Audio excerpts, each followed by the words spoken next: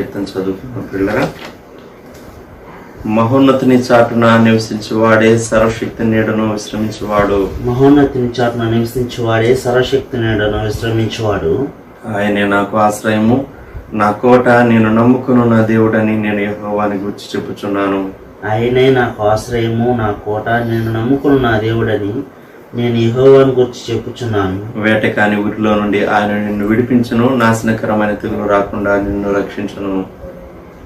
వేటకాని ఊరిలో నుండి ఆయన నిన్ను విడిపించును, నాశనకరమైన తెగులు రాకుండా నిన్ను రక్షించును. ఆయన తన రెక్కలతో నిన్ను కప్పును, ఆయన రెక్కల క్రింద నీకు ఆశ్రయం కలుగును. ఆయన సత్యము కేడమును డాలునై ఉన్నది. ఆయన తన రెక్కలతో నిన్ను కప్పును, ఆయన రెక్కల కింద నీకు ఆశ్రయం కలుగును. ఆయన సత్యము కేడమును డాలునై ఉన్నది.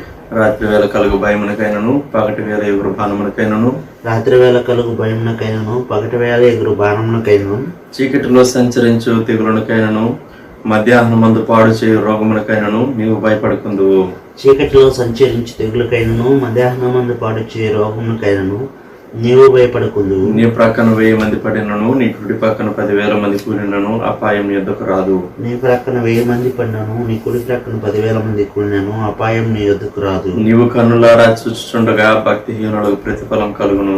నీవు కనులారా చూచుచుండగా భక్తిహీనులకు ప్రతిఫలం కలుగును. యెహోవా నీవే ఆశ్రయము అని నీవు మహోన్నతుడైన దేవుని నీకు నివాస స్థలంగా చేసుకుని ఉన్నావు. యెహోవా నీవే నా ఆశ్రయము అని నీవు మహోన్నతుడైన దేవుని నీకు నివాస స్థలముగా చేసుకుని ఉన్నావు. నీకు అపాయం ఏమీ రాదు, ఏ తెగులును నీ గుడారము సమీపించదు. నీకు అపాయం ఏమీ రాదు, ఏ తెగులును నీ గుడారమును సమీపించదు. నీ మార్గములన్నిటిలో నిన్ను కాపాడుటకు ఆయన నిన్ను గూర్చి తన దూతలకు ఆజ్ఞాపించును.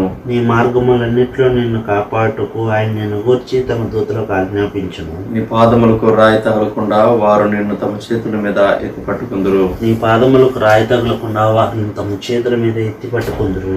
నీవు సింహములను, నావు పాములను త్రొక్కెదవు, కొదమ సింహములను, భుజంగములను అనగదొక్కెదవు. నీవు సింహములను, నాగుపాములను త్రొక్కెదవు, కదమ సింహములను, భుజంగములను అనగదొక్కెదవు. అతడు నన్ను ప్రేమించుచున్నాడు గనుక నేను అతన్ని తప్పించదను, అతడు నా నామము ఎరిగిన వాడు గనుక నేను అతని గణపరచెదను. అతడు నన్ను ప్రేమించుచున్నాడు గనుక నేను అతను తప్పించదను, అతడు నా నామం ఎరిగిన వాడు గనుక నేను అతను గణపరచెదను. అతడు నాకు మొరపెట్టగా నేను అతనికి ఉత్తరం ఇచ్చేదను, శ్రమలో నేను అతనికి తోడై ఉండేదను, అతను విడిపించి అతన్ని గొప్ప చేసేదను. అతడు నాకు మొరపెట్టగా నేను అతనికి ఉత్తరం ఇచ్చేదను, శ్రమలో నేను అతనికి తోడైండెదను, అతను విడిపించి అతను గొప్ప చేసేదను. దీర్ఘాయువు చేత అతనిని తృప్తిపరచెదను, నా రక్షణ అతనికి చూపించదను. దీర్ఘాయువు చేత అతని తృప్తిపరచెదను, నా రక్షణ అతనికి చూపించదను.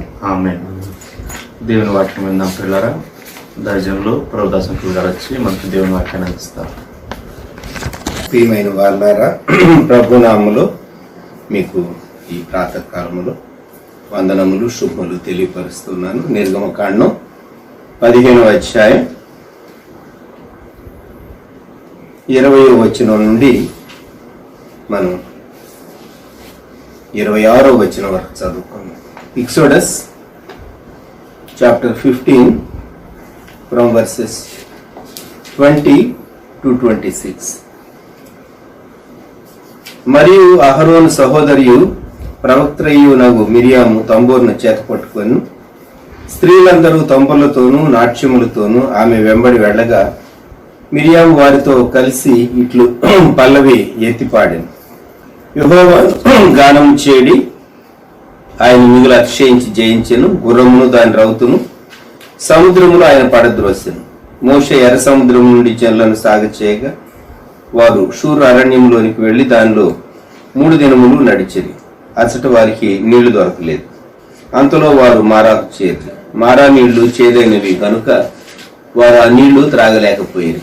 అందువల్ల దానికి మారా అను పేరు కలిగింది. ప్రజలు మేమేమి త్రాగుదామని మోషే మీద సణుకొనగా అతడు యెహోవాకు మొరపెట్టాను. అంతటి యెహోవా అతనికి ఒక చెట్టును చూపాను. అది ఆ నీళ్లలో వేసిన తరువాత నీళ్లు మధురములాయి.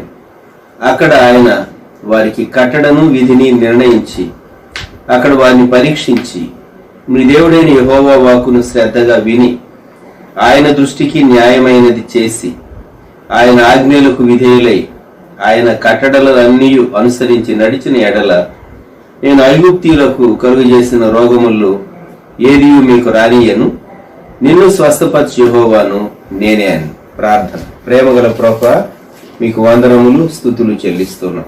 ఈ ప్రాతకాలం ఈ ధ్యానం మా కొరకు దీవించుము. ఆసక్తిగా పట్టుదలతో మీ లేఖనాలను ధ్యానించేటటువంటి తమ మనస్సులను, తమ ఆత్మను మీ వాక్యముతో నింపుకునేటటువంటి మీ బిడ్డలు, వారి కుటుంబాలు బలపరచుము, దీవించమని యేసయ్య నామములో ప్రార్థిస్తున్నాం తండ్రి, ఆమేన్. నిర్గమకాండం 15వ అధ్యాయం ఇశ్రాయేలీల యొక్క విమోచన గీతం, లేక మోషే పాట, లేక సముద్రము దగ్గర పాట, సాంగ్ ఆఫ్ ద సీ. 20-21 వచనాల్లో మిరియాం తాను కూడా చాలా ఎక్సైటెడ్ గా తనతో ఉన్నటువంటి స్త్రీలతో ఆమె ప్రవక్త్రి అని వ్రాయబడి, వారు కూడాను చాలా సంతోషంగా కోరస్ పాడారు. మొదటి వచనంలో యెహోవాను గూర్చి గానము చేసేదను అన్నది ఇక్కడ యెహోవాను గానము చేయుడి. మిగిలిన వచనాలు, మిగిలిన లైన్లు, ఆయన మిగులు అతిశయించి జయించెను, గుర్రమును దాని రౌతును సముద్రములు ఆయన పడద్రోసెను. గానము చేయుడి, it is their encouragement to sing and praise. కనుక దేవుని ఆరాధించి స్తుతించడం కొరకైనటువంటి ప్రోత్సాహం. ఇప్పుడు నెక్స్ట్ స్టెప్, మోషే ఎర్ర సముద్రము నుండి జనులను సాగచేయగా వారు షూరు అరణ్యములోనికి వెళ్లి దానిలో 3 దినములు నడిచారు. బహుశా ప్రజలందరి మనస్సుల్లో ఇక ఎర్ర సముద్రము అవతలి ఒడ్డు దగ్గర క్యాంప్ వేసుకుని ఉండటం మంచిది కాదేమో అనేటటువంటి భావన వారి మనసులో వచ్చి ఉండవచ్చు. రెండవది, దేవుడు వారిని ముందుకు నడిపించాలి, ముందుకు తీసుకుని వెళ్ళాలి. సముద్రం దగ్గర నుండి అవతల ఒడ్డుకు వెళ్ళినటువంటి వారు 3 దినములు నడిచిరి అని వ్రాయబడి ఉంది. రోజుకు కొద్ది మైళ్ళు వారు నడిచి ఉంటారు. కొద్ది మైళ్ళు, ఎందుకంటే వృద్ధులు ఉన్నారు, యవనస్తులు ఉన్నారు, స్త్రీలు ఉన్నారు, అలాగూ చిన్నపిల్లలు ఉన్నారు, పురుషులలో వయస్కులు, అన్ని ఏజ్ గ్రూప్స్ ఉంటూ ఉన్నారు. కనుక అందరూ నడవగలిగినటువంటి స్పీడ్తోనే మోషే వారిని నడిపిస్తూ వచ్చాడు. 3 దినాలు వారు అరణ్యంలో నడిచారండి. అరణ్యం అంటే ఇప్పుడు మనం చూసేటటువంటి పెద్ద పెద్ద థిక్ ఫారెస్ట్ కాదు. ఆ ప్రాంతాల్లో ఉండేవి చాలా చిన్నవి, చాలా చిన్నవి అరణ్యాలు అని చెప్పాలి. అయితే అక్కడ పరిస్థితి, అచ్చట వారికి నీళ్లు దొరకలేదు. ఒక అద్భుతమైనటువంటి సంఘటన వెనుక జీవితంలో ఖచ్చితంగా ఒక పరీక్ష వస్తుంది. గుర్తుంచుకుందాం. ఇశ్రాయేలీయులకు దేవుడు ఒక పరీక్ష పెట్టనుద్దేశించాడు. వారు అంతకు మునుపు నైలు నది నీరు తాగేటటువంటి వారు. ఐగుప్తులో ఉన్నప్పుడు నైలు నది నీరు తాగేటటువంటి వారు కానివ్వండి, ఐగుప్తీయులు కానివ్వండి. దేవుడు ఐగుప్తును తెగులతో డీల్ చేయటం ప్రారంభించినప్పుడు నిర్గమకాండం 7వ అధ్యాయములో 24వ వచనం, అయితే ఐగుప్తీయులందరూ ఏటి నీళ్లు త్రాగలేక త్రాగు నీళ్ల కొరకు ఏటి ప్రక్కలను త్రవ్విరి అని వ్రాయబడింది. వారు నైలు నీటిని త్రాగేటటువంటి వారు. వారికి మరి ఎక్కడైనా సరే పట్టణాలు వారికి సప్లై చేయబడేటటువంటి మంచి నీటిని బట్టి మనుషులు చాలా సంతోషిస్తూ ఉంటారు.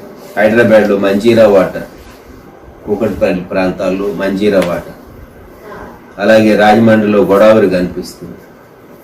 విజయవాడ దగ్గర కృష్ణానది నీటిని గురించి మనం మాట్లాడుకుంటాం.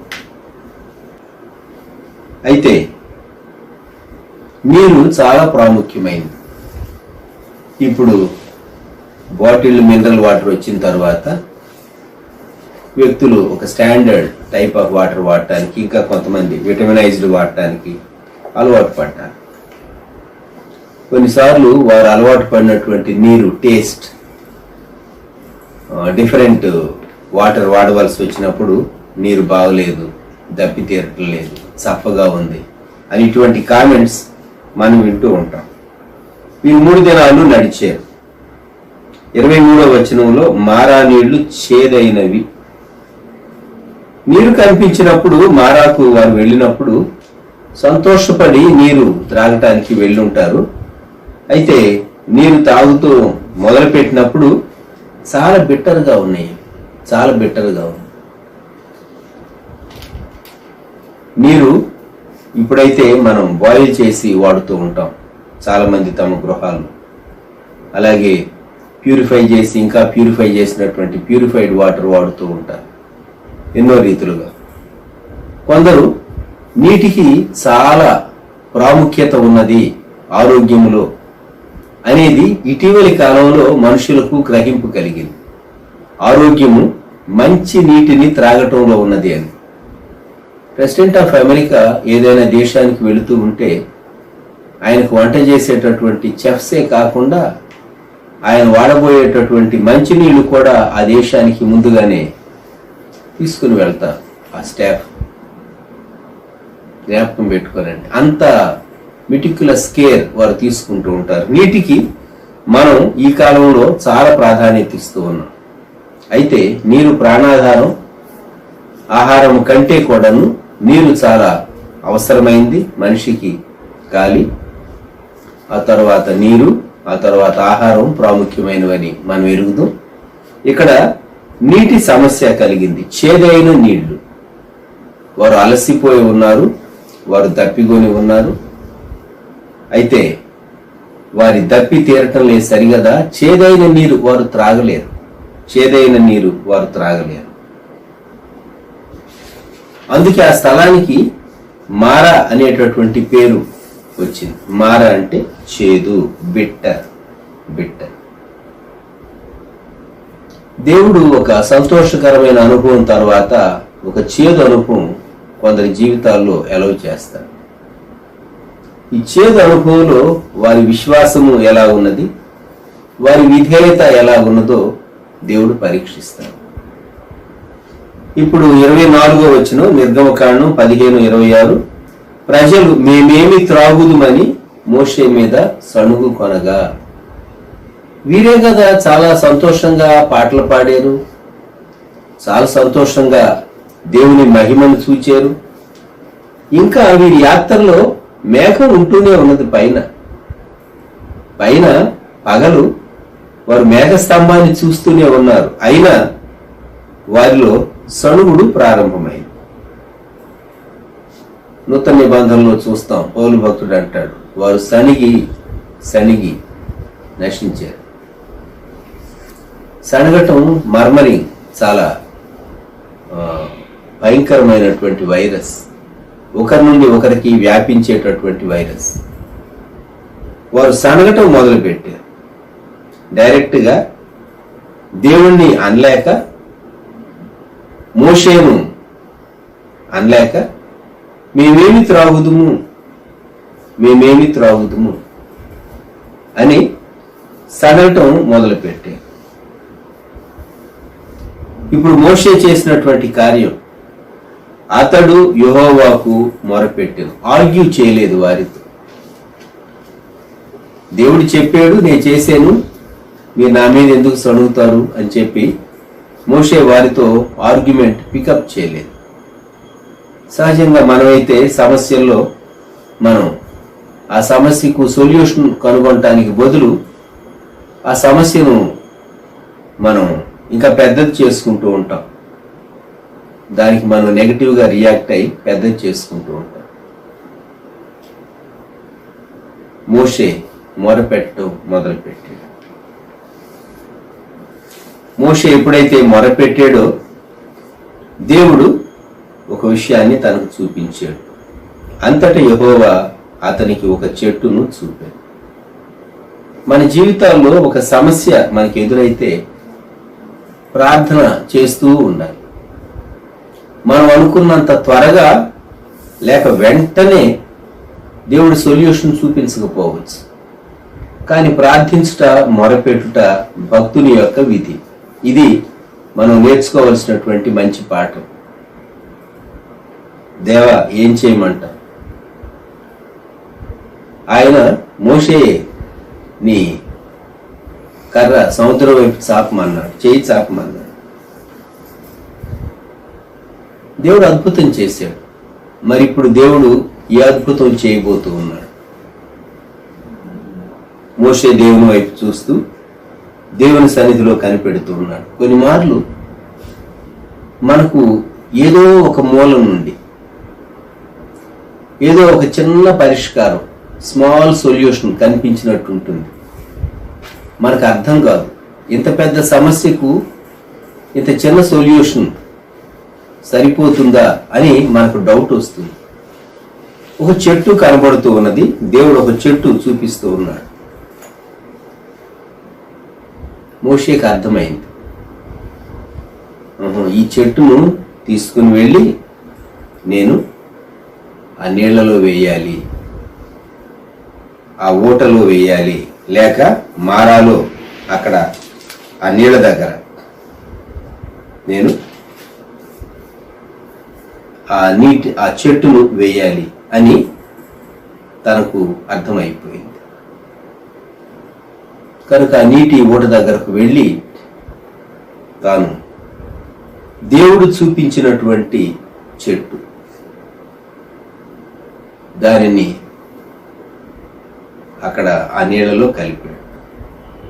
అది ఆ నీళ్లలో వేసిన తరువాత అంతటా యెహోవా అతనికి ఒక చెట్టును చూపెను.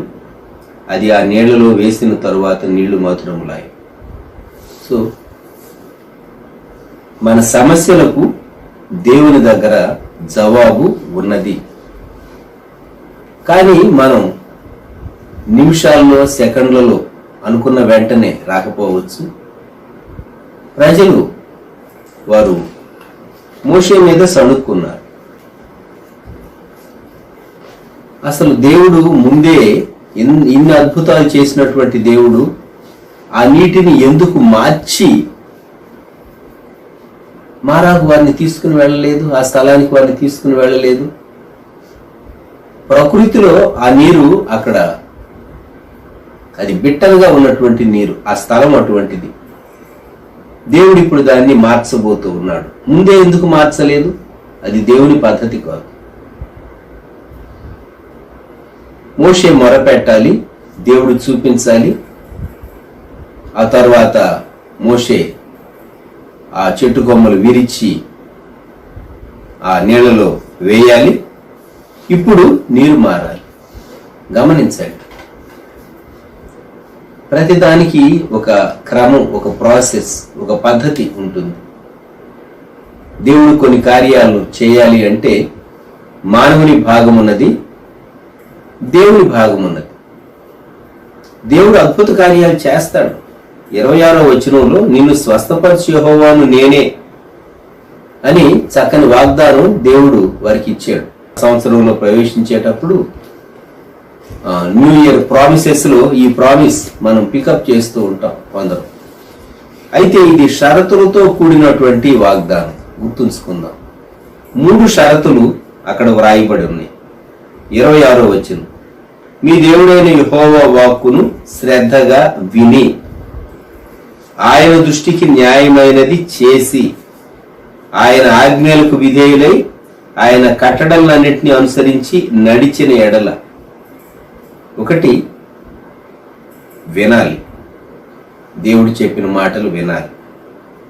రెండోది, మనం చేసేది మన దృష్టికి కాదు, దేవుని దృష్టికి ఎలాగున్నదో అది న్యాయంగా ఉన్నదా, చేయదగినదేనా, అటువంటి కార్యాలు చేయాలి.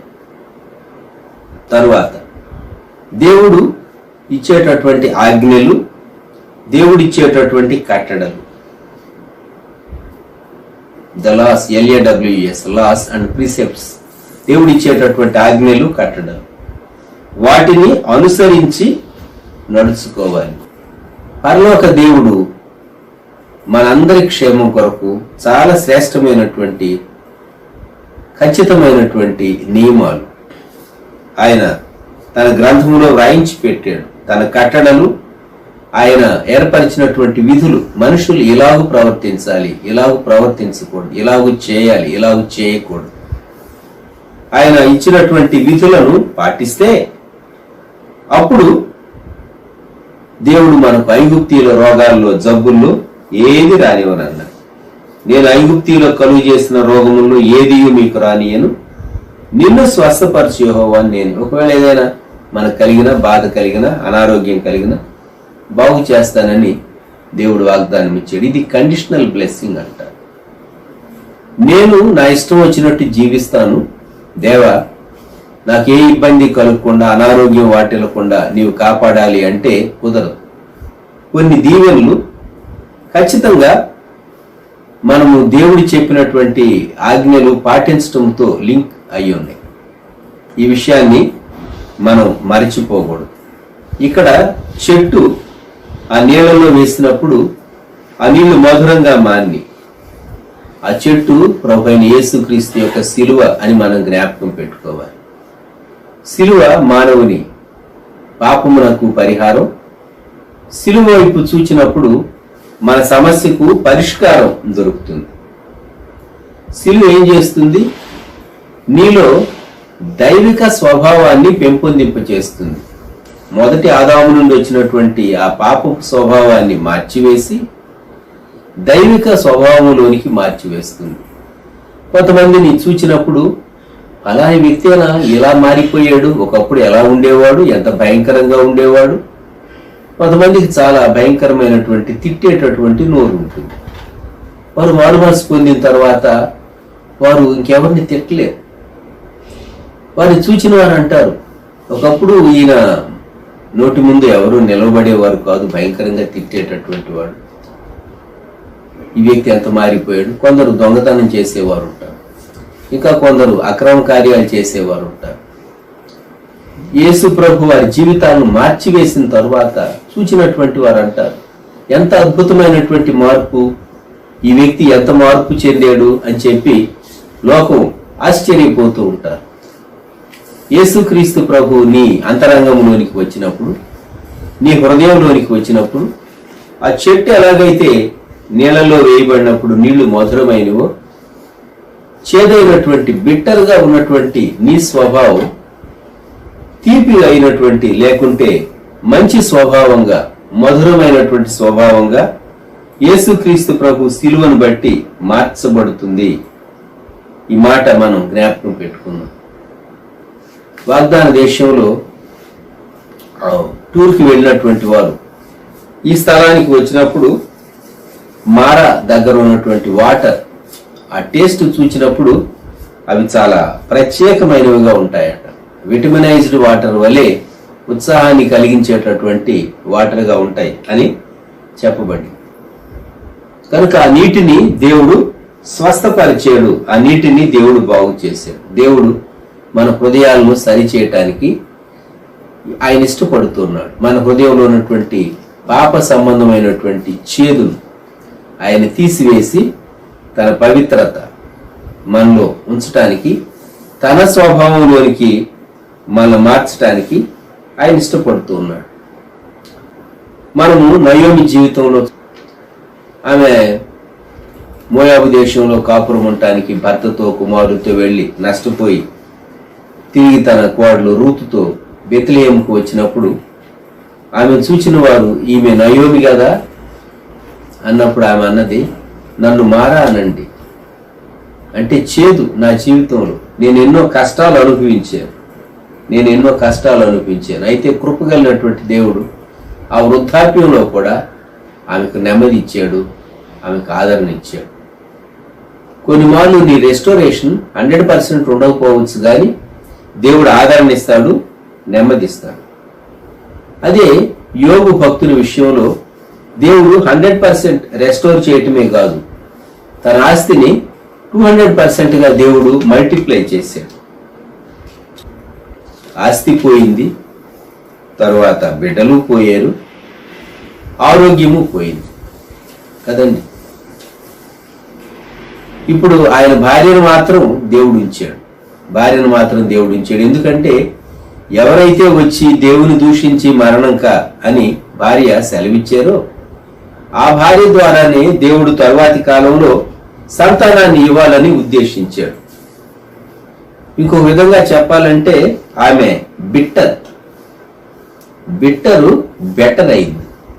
కొన్ని మార్లు బిట్టర్గా ఉన్నటువంటి వారిని దేవుడు బెటర్గా మార్చగలడు.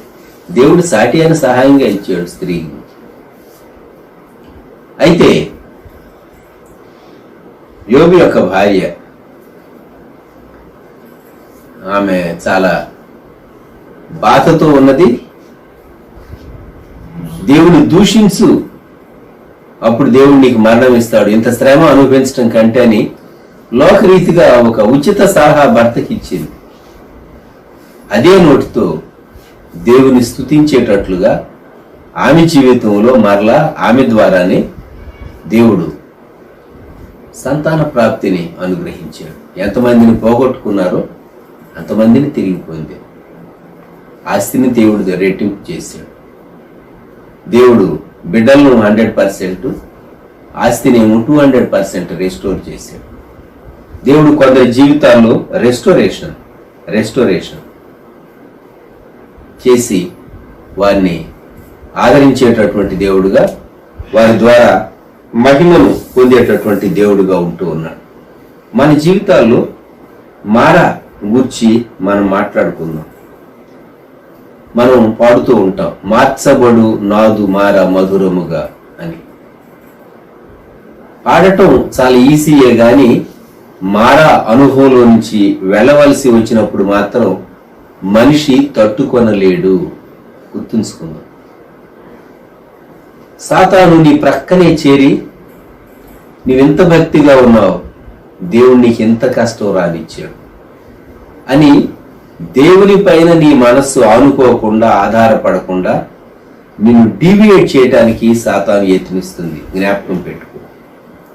దేవుని ప్రేమ నుండి నువ్వు తొలగిపోయేటట్లు దేవుడు నీ పట్ల చూపించేటటువంటి కృపను అపార్థం చేసుకునేటట్లు, ఆయన ప్రేమను అపార్థం చేసుకునేటట్లు, కొన్ని మార్లు దేవునికి వ్యతిరేకంగా మాట్లాడేటట్లు నిన్ను చేస్తుంది.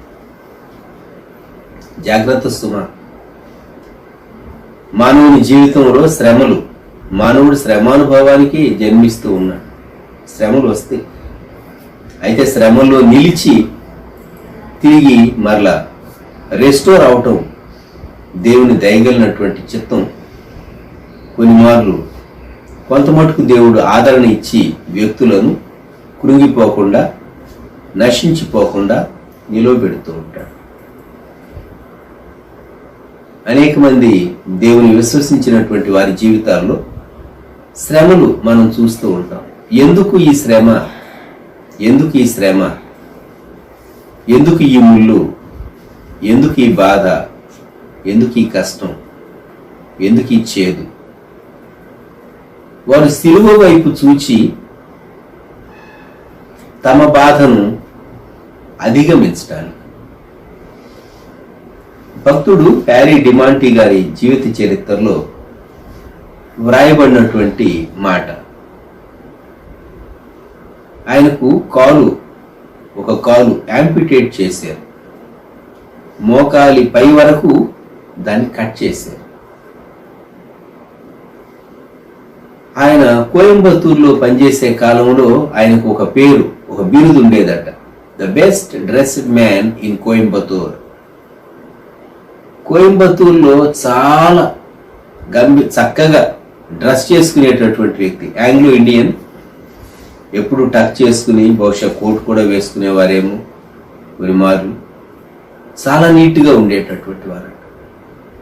అటువంటి వ్యక్తి తనకు ఒక లెగ్ యాంపిటేట్ అయిన తర్వాత లుంగీతో ఉండవలసి వచ్చింది.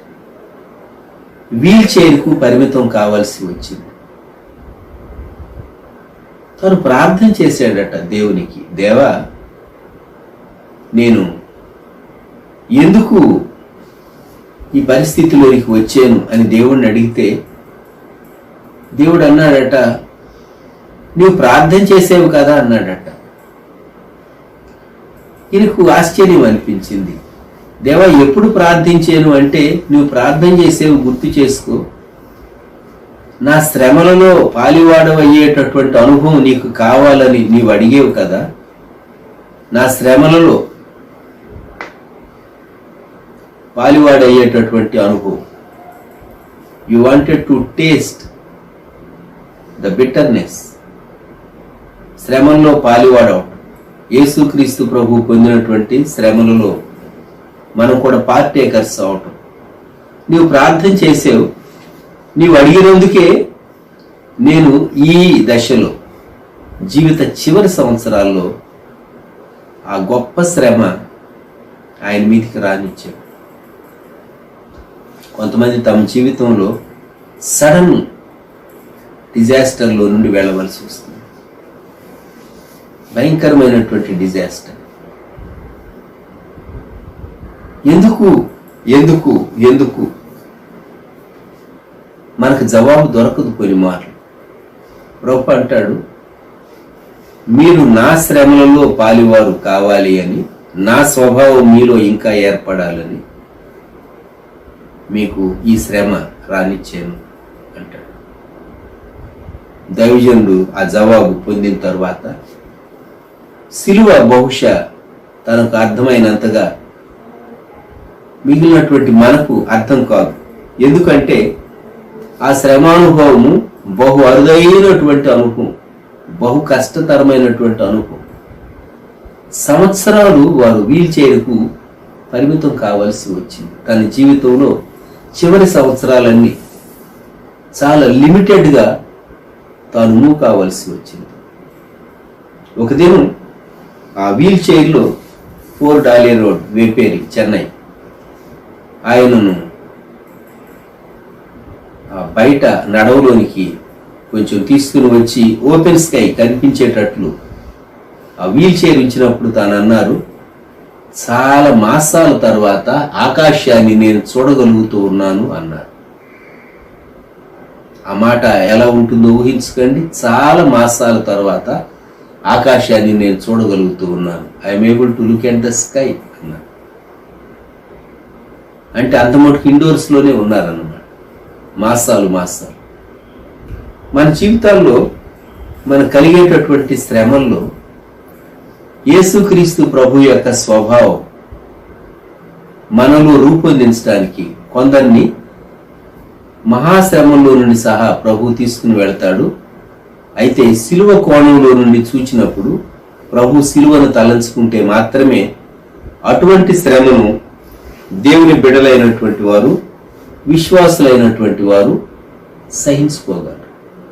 జ్ఞాపకం పెట్టుకుందాం. దేవుడు ఎవరికి రాణిస్తాడు ఆ శ్రమ అంటే, ఎవరు సహించగలరో, భరించగలరో దానిని బట్టే దేవుడు ఆ శ్రమను సహా రాణిస్తాడు. ఇక్కడ ఇశ్రాయేలీయుల జీవితంలో వీరికి మాత్రం ఇది ఒక పెద్ద పరీక్ష. వీరు సణుగుతారా సణగరా, వీరు సణుగుతారా సణగరా, వీరు మోషే మీద ఎలా రియాక్ట్ అవుతారు, నాయకత్వం పైన ఎలా రియాక్ట్ అవుతారు అనేది దేవుడు వారికి పెట్టదలిచినటువంటి టెస్ట్. దేవుని మాటలు వింటారా లేదా, అక్కడ వారిని పరీక్షించి, 25వ వచనం చివరి భాగం, అక్కడ వారిని పరీక్షించి. దేవునితో నడవటం, భక్తి కలిగి జీవించటం, విశ్వాస యాత్ర. మనం అద్భుతాలు చేస్తూ అందరి దృష్టిని ఆకర్షిస్తూ గౌరవము, మెప్పు అన్నీ పొందటం అని కొందరు అనుకుంటూ ఉంటారు. కొన్ని మార్లు దేవుడు అద్భుతాలు చేస్తాడు. వారి పక్షంగా దేవుడు ఎర్ర సముద్రాన్ని చీల్చాడు. అది అద్భుతం కాదా? వారి పైన పిల్లర్ ఉంటూ ఉన్నది, పిల్లర్ ఆఫ్ క్లౌడ్. రాత్రిపూట అదే పిల్లర్ ఆఫ్ ఫైర్గా మారిపోతూ ఉన్నది. అది అద్భుతమే. అయితే వారు మారాలో నుండి సాగవలసి వచ్చింది, మారా అనుభవంలో నుండి వెళ్ళవలసి వచ్చింది. మరి ఇది ఎందుకు? ఈ అనుభవం కూడా దేవుడు అనుగ్రహిస్తాడు. మన హృదయాన్ని సరిచేసి ఆయన పైనే స్థిరముగా ఉండేటట్లు చేయటానికి. మారా అనుభవము చాలా చేదైనటువంటి అనుభవం, కానీ మారాను దేవుడు మార్చగలడు. భక్తులు ఏమని పాడారంటే, మహిమ జీవనమే మాకు యేసేలే, మహిని చేదగు మరణ బాధలు మధురమాయేలే. కురుంగిపోయి ఉంటివా, కూలిపోతినంటివా, కుమిలిపోయే శ్రమలలోనే కొలిమిలో పుటమై, కలిమి మేలిమి తేలదా, కలుగు భాగ్యము చాలదా అని భక్తులు పాడారు. భయంకరమైనటువంటి శ్రమల్లో బంగారము శుద్ధి చేయబడినప్పుడు మేలిమి బంగారుగా అది ఎలా మారుతుందో వ్యక్తిలో ఉన్నటువంటి చెత్త అంతా అది ప్యూరిఫై అయినప్పుడు వ్యక్తి దేవునికి బహుగా దగ్గర అవుతాడు. దేవుడు పరిశుద్ధమైనటువంటి ప్రజలను ఆయన తన కొరకు అట్లా మార్చుకుని, ఆయన పరిశుద్ధుడు గనుక తన ప్రజలు పరిశుద్ధులుగా ఉండి తనతో సహవాసంలో కొనసాగాలని దేవుడు మారా వంటి అనుభవాల్లో నుండి తన బిడ్డలను తీసుకుని వెళ్తాడు. What is God's purpose behind అనేది మనకు శ్రమ కలిగినప్పుడు, మారా అనేటటువంటి అనుభవంలో నుండి మనం వెళ్ళవలసి వచ్చినప్పుడు మనం తిరిగి చూసుకోవాలి. కష్టతరమే ఎవరికైనా సరే. ఖచ్చితంగా సాతాను ప్రక్కనే చేరి దేవుడు నీకు చూడు ఎంత కష్టం తెచ్చాడో, ఎంత కష్టం తెచ్చాడో, ఎంత కష్టం తెచ్చాడో, నిజంగా దేవునికి ప్రేమ ఉన్నదా, ఉంటే ఎందుకు ఇలా చేశాడు, ఉంటే ఎందుకు ఇలా చేశాడు, దేవుడు శక్తి కలిగిన వాడు కదా, ఎందుకు రానివ్వకుండా ఆపు చేయలేదు, ఎందుకు నీవు ఈ కష్టం దప్పితో నీ నాలుగు ఎండిపోతూ ఉన్నది, ఆ నీరు నీవు తాగలేకపోతున్నావు, ఆ నీరు నీ డైజెస్టివ్ సిస్టాన్ని పాడు చేస్తుంది, నీళ్ళు చేదు నీటిని తాగలేరు. కనుక చిన్నలేమి పెద్దలేమి ఇశ్రాయేలీయులు వారు మోషే వైపు చూచే, మేమేమి త్రాగుదుమని మోషే మీద సణుగు కొనగా. వారు ప్రార్థన చేస్తే ఎంత బాగుండేది, దేవా మేమేమి చేయాలి, దైవజనుడా మాతో కలిసి మా కొరకు ప్రార్థన చేయి అని వారంటే ఎంత బాగుండేది. అయితే మోషే మొరపెట్టాడు, దేవుడు ఆ చెట్టును చూపించాడు. సిలువ, cross is the solution for all our problems. సిలువను చూడటం మనం నేర్చుకుందాం, సిలువను చూడటం మనం నేర్చుకుందాం. దేవా నేను మారాలో నుండి వెళ్ళవలసి వచ్చినప్పుడు, మారా అనుభవంలో నుండి నేను సాగవలసి వచ్చినప్పుడు నీ మీద సణగకుండా నాకు సహాయం దయచేయి, మారాను మధురంగా మార్చు, సిలువ కోణంలో నుండి నేను మారాను చూడటానికి సహాయం చేయి అని మనం ప్రార్థన చేసుకుందాం. తలలు ఉంచుదాం, దయచేసి తలలు ఉంచుతాం. ఆలోచించండి, మీ జీవితంలో కూడా మారా అనుభవాలు కొన్ని ఉంటాయి. వాటన్నిటిని బట్టి ఎక్కడో నీ హృదయంలో ఆ బిట్టర్నెస్ కొంచెమన్నా మిగిలి ఉంటుంది దేవుని పట్ల. అందుకే నీవు పూర్ణ హృదయంతో, పూర్ణ ఆత్మతో దేవుని స్తుతించకుండా, ప్రార్థించకుండా, నీవు ఆయన ప్రేమించకుండా, ఆయన కొరకు జీవించకుండా ఎక్కడో ఏదో అడ్డుపడుతూ ఉన్నట్టు అనిపిస్తూ ఉంటుంది. కొన్ని మార్లు నీ హృదయంలో ఏవో అడ్డులు, ఏవో ఆటంకాలు, ఏదో చేదు ఎక్కడో ఉంటుంది. పరిశోధన చేసుకో. దేవా నా హృదయమును పరిశోధించుము, పరిశీలించుము, నా చేత ఒప్పింపచేయము. అజ్ఞానంతో, అవిశ్వాసముతో, నీ చిత్తం గ్రహించలేక కొన్ని మార్లు సనిగిన, దూషించిన,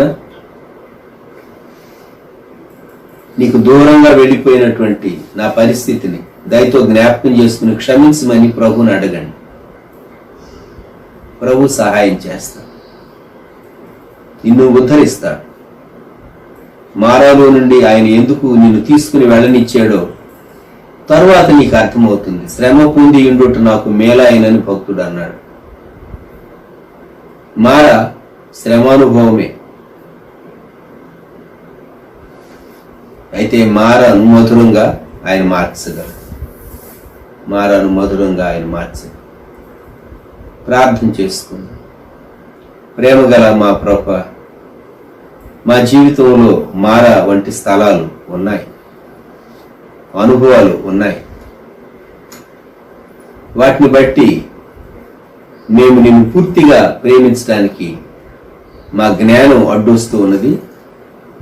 మేము పొందినటువంటి శ్రమ, బిట్టర్నెస్ మాకు అడ్డు వచ్చి మా పూర్ణ హృదయంతో, పూర్ణ ఆత్మతో మిమ్మల్ని స్తుతించకుండా మీకు మాకు మధ్య కొంత గ్యాప్ వచ్చేటట్లు చేస్తున్నాను.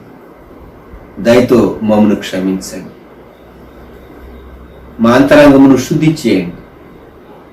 మీ సిలువను మేము చూడటానికి మాకు నేర్పించండి. మీ సిలువ దృష్టిలో, మీ సిలువ కోణంలో మేము చూచినప్పుడు ఆ మారా మా జీవితంలో ఎందుకు మీరు ఎలవ్ చేశారో దానిని మేము గ్రహించినటువంటి వారంగా మీపై ఆయాసం, కష్టం మేము తీసివేసుకుని మీ వైపు చూడటానికి సహాయం దయచేయండి. మేము ఎవరి యొద్దకు వెళ్ళగలం, ఎవరి దగ్గర మొరపెట్టగలం, ఎవరిని ఆశ్రయించగలం, మాకెవరున్నారు? ప్రియప్రభ, మా సృష్టికర్త, మా రక్షణకర్త, మా ఆదరణకర్త మీరే. స్వస్థపరిచే యెహోవా నేనే అని మీరు చెప్పినటువంటి ఆ కండిషనల్ బ్లెస్సింగ్, దాన్ని సరైన రీతిగా మేము అర్థం చేసుకోవటానికి సహాయం దయచేయండి. మా భాగాన్ని మేము సరైన రీతిగా చేయటానికి, పాటించడానికి, సూచనలు పాటించడానికి కృప దయచేయండి. అదే సమయంలో మమ్మల్ని స్వస్థపరిచే దేవుడు మీరే అని మేము మీ వైపు చూడటానికి కృప దయచేయండి. మానవ హద్దుబాటులో ఈ దినం విత్తబడినటువంటి వాక్యానికి నీరు కట్టి ఫలించేయండి. మీకే మహిమ, ఘనత, ప్రభావము, స్తోత్రము చెల్లిస్తుంది. యేసుక్రీస్తు ప్రభు వారి శ్రేష్టమైన నామములో ప్రార్థించి స్తుతించి వేడుచున్నాము తండ్రి, ఆమేన్. మన ప్రభు అయిన యేసుక్రీస్తు వారి కృప, దేవుని ప్రేమ, పరిశుద్ధాత్ముని అన్యోన్య సహవాసం సదాకాలం సంఘమునకు తోడై ఉండును గాక. ఆమేన్.